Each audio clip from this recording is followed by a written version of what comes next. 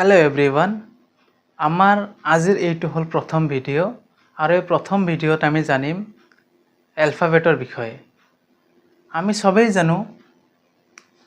A B C D হয়নে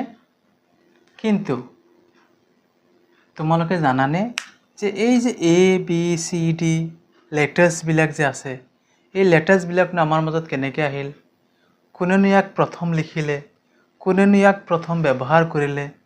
সেই বিষয়ে জানিম আগৰ দিনত মানুহে কমিউনিকেট কৰাৰ কাৰণে কোনো ধৰণৰ এলফাবেট নাছিল সেই সময়ত মানুহে নিজৰ মনৰ ভাৱ প্ৰকাশ কৰাৰ কাৰণে কিছুমান ড্ৰয়িং কিছুমান সিম্বলছ বিলাকৰ সহায় লৈছিল যেনেকৈ ইজিপ্চিয়ান মানুহবিলাকে চৰাইৰ ড্ৰয়িং